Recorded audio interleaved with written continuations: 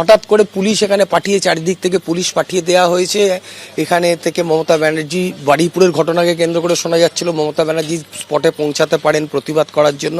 এবার যদি তাকে বাড়ি থেকেই না বেরোতে দেওয়া হয় বিরোধী দলের নেত্রীকে, এটা তো গণতন্ত্রে কখনো কাম্য নয়। চারিদিকে পুলিশ দেওয়া হয়েছে, বলরাম বসু ঘাট থেকে হরিশ চ্যাটার্জি থেকে কালীঘাট রোড থেকে চারিদিক থেকে পুলিশ দিয়ে ঘেরা রয়েছে যে মমতা ব্যানার্জি যাতে বাড়িতে ঘরবন্দি হয়ে থাকে, তিনি যেন প্রতিবাদ করতে না পারেন।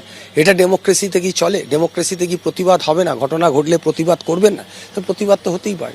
মমতা অভিষেকের বাড়ির সামনে বাড়তি পুলিশ মোতায়েন নিয়ে ক্ষুব্ধ কালীঘাট তৃণমূল। কেন মমতার বাড়ির সামনে এত পুলিশ? প্রশ্ন দোলা সেনের। বারুইপুরে নাবালিকার মৃত্যু, ঘটনাস্থলে যাওয়ার কথা ভেবেছিলেন মমতা। বারুইপুর যেতে মমতাকে আটকানোর চেষ্টা, অভিযোগ দোলা সেনের।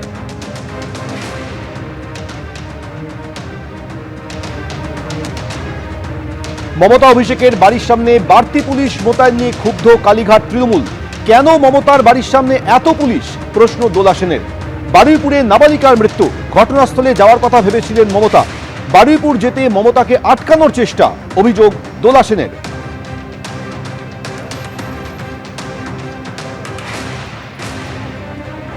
আপনারা জানেন আমরা 1 ঘন্টা আগে এখান থেকে বেরিয়েছি। আমি, শোভন দেবদা ছিলাম, অভিষেকও ছিলেন। আমরা এখান থেকে বেরিয়েছি 1 ঘন্টা হয়তো আগে হবে। তো এত বড় বারুইপুরের ঘটনা আপনারা আমায় জিজ্ঞেস করলেন, আমি বললাম বিমানদার এলাকা, নিশ্চয়ই তিনি যাবেন। এবার দিদির মতন একজন জননেত্রী, দিদি 7 বারের এমপি, 6 বারের কেন্দ্রের মন্ত্রী, 3 বারের মুখ্যমন্ত্রী, তিনি জননেত্রী, তিনি মামাটি মানুষের নেত্রী, তিনি মাস লিডার। তিনি এরকম ঘটনা ঘটলে মানুষের পাশে দাঁড়াবেন, এটাই তো স্বাভাবিক। বারুইপুরের মানুষ আজকে সারাদিন উত্তেজিত ছিলেন। তো দিদি ভাবতে পারেন না যে তিনি যাবেন? তিনি ভেবেছেন তিনি যাবেন, এই তার অপরাধ। আপনারা গিয়ে দেখুন তো হরিশ চ্যাটার্জির মুখে, মনে হচ্ছে এমার্জেন্সি, জরুরি অবস্থা। প্রশাসন এরকম ভয় পেয়ে যায় আর এরকম একটা পরিস্থিতি তৈরি করে। আচ্ছা, এইভাবে কি মমতা ব্যানার্জির মতন একজন নেত্রীকে রুখে রাখা যায়? ওরা কি ভাবেন? ওরা এইভাবে নজরবন্দি করে বা কোট আনকোট হাউস অ্যারেস্ট করে মমতা ব্যানার্জিকে রুখে রাখতে পারবে? মমতা বন্দ্যোপাধ্যায়, অভিষেক বন্দ্যোপাধ্যায়ের বাড়ির সামনে বাড়তি পুলিশ মোতায়েন নিয়ে ক্ষুব্ধ কালীঘাট তৃণমূল।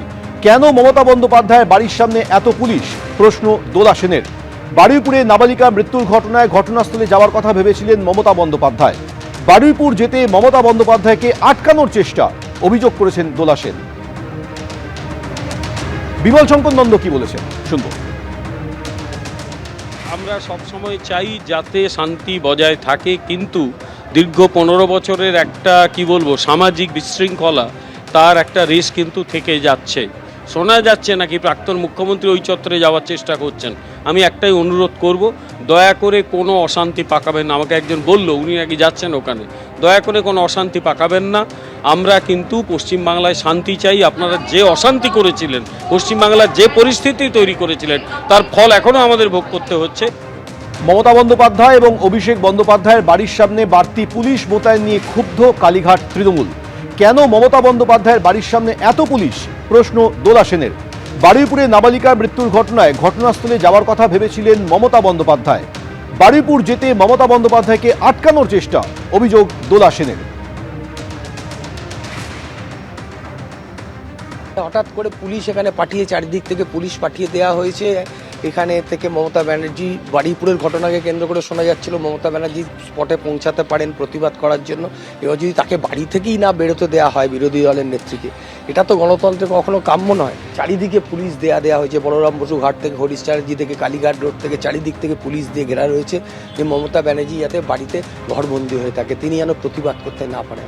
এটা ডেমোক্রেসিতে কি চলে? ডেমোক্রেসিতে কি প্রতিবাদ হবে না? ঘটনা ঘটলে প্রতিবাদ করবেন না? তো প্রতিবাদ তো হতেই পারে। মমতা অভিষেকের বাড়ির সামনে বাড়তি পুলিশ মোতায়েন নিয়ে ক্ষুব্ধ কালীঘাট তৃণমূল। কেন মমতার বাড়ির সামনে এত পুলিশ? প্রশ্ন কালীঘাট তৃণমূলের।